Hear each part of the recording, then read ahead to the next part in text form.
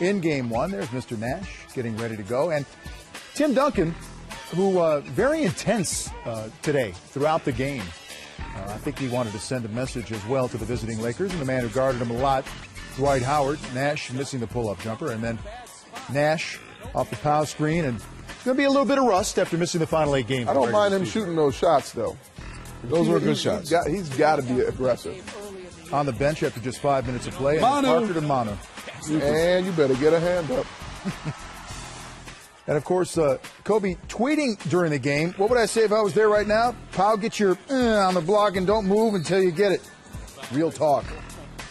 Huh. Kobe was paying attention. He's Mr. Social Media. At Kobe Bryant. Which block were you referring to? Hashtag stupid question. That was Dwight Howard, part of an 8-0 Laker run. So far, so good for the Lakers. Then Matt Bonner drives to the basket. Red Rocket. The Red Mamba. When you look at this game, the 10 points for Bonner off the bench, the 18 for Manu, 40 points off the bench to the Lakers only having 10. This was Orlando Dwight. Beautiful pass by Pau Gasol going up top.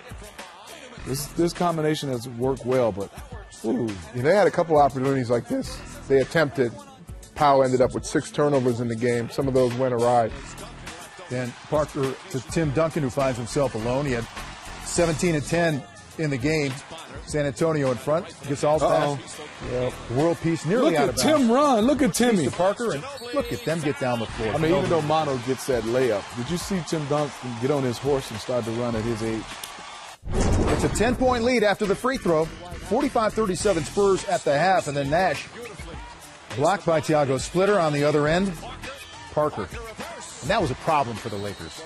I mean, it was. I mean, Tony Parker didn't have the greatest shooting night, 8 for 21, but he made those plays, got into the paint, made things happen with 18 points and 8 assists. Okay, so Nash, now he's starting to feel it a little bit, knocking down some shots, including that long 2 from the corner, and it's a 7-point San Antonio lead.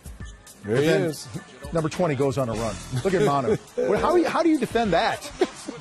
You just pick a place where you think he's going. And then it's Blake with a miss. And back the other way. Here come the Spurs. Man, you better pick me up in transition. Manu hits the 3. He scored the last 8 points of the third quarter. The San Antonio Spurs up 70-57. Fourth quarter now. Gasol gets a Nash screen and then nice pass with Nash and hits. Good basketball. There were moments in this game where you could see the Lakers, if they could just string things together and make some shots when they got their opportunities, they could have pulled closer. Whoa. Parker losing Jody Meeks with a crossover in the hit. Leonard. This is good defense. Look at the effort by Leonard.